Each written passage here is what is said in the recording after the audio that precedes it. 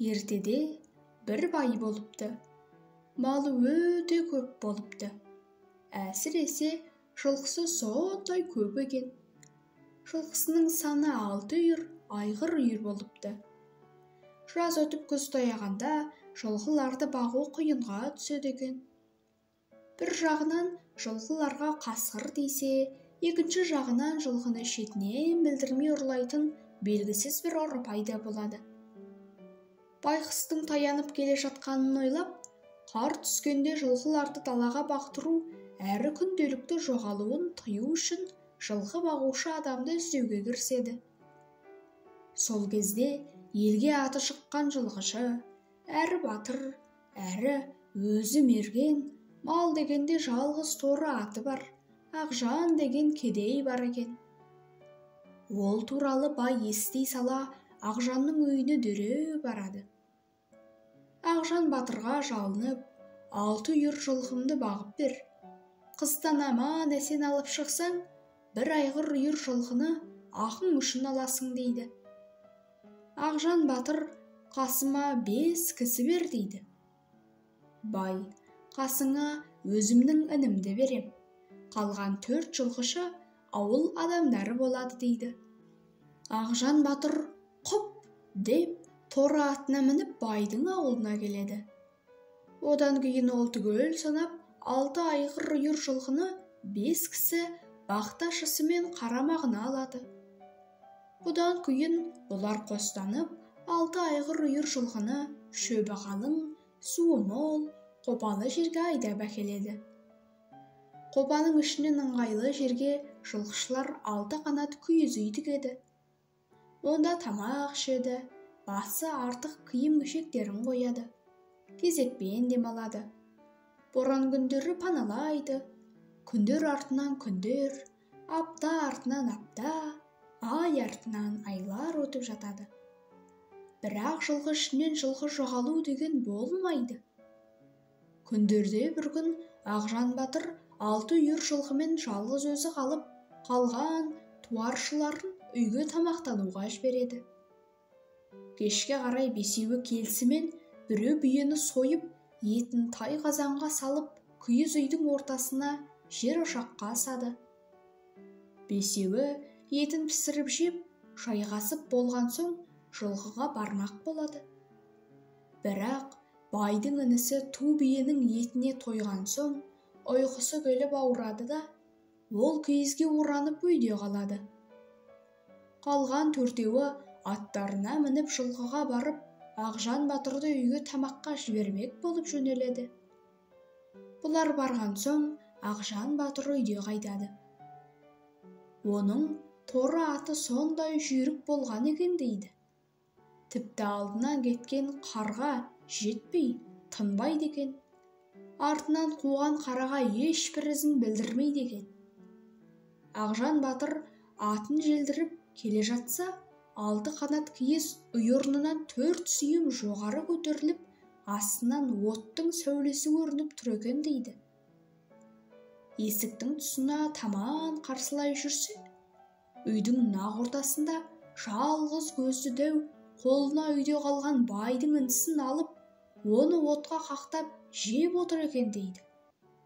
Ақжан батыр киіп кетіп, жалғыз көзді дәудің тап көзінен көздей отырып саржамен атады.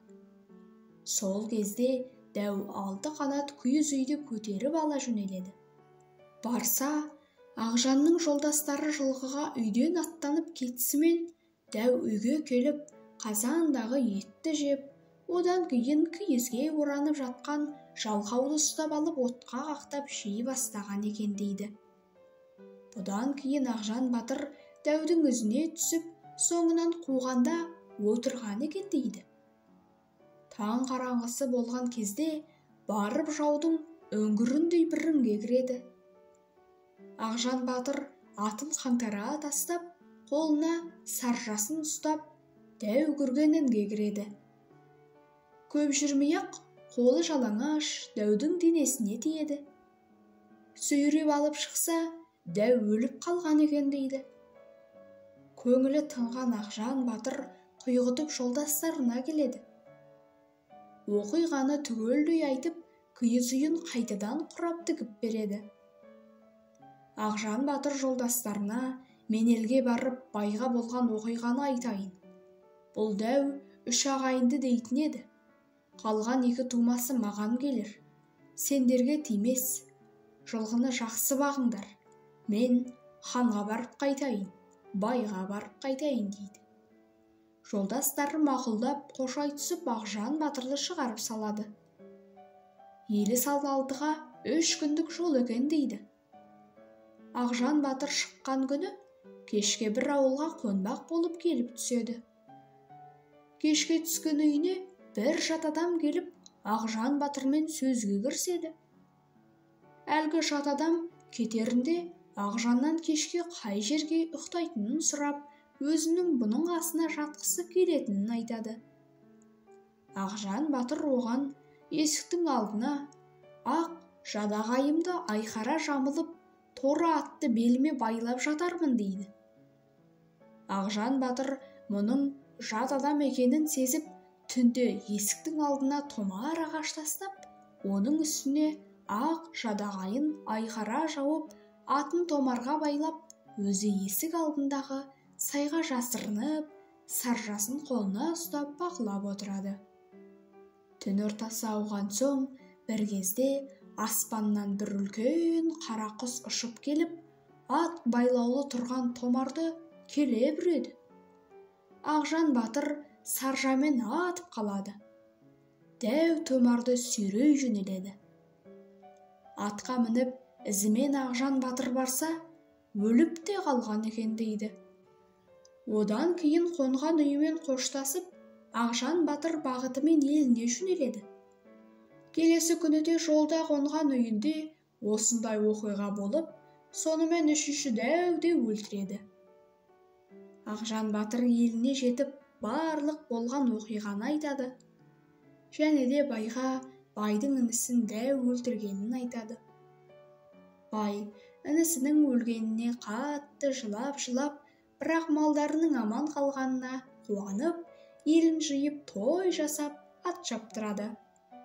Ақжан батыр да кері оралып, жылқыларға барып, жолдастарымен байдың жылқыларын айдап әкеліп байға тапсырады. Бай жылқыларын аман алып шыққаны үшін, дәулерді өлтіргені үшін Ақжан батырға бас иіп, келісім бойынша бір үйір жылқыны береді. Ақжан батыр бір үйір жылқыны үйіне айдап әкеледі.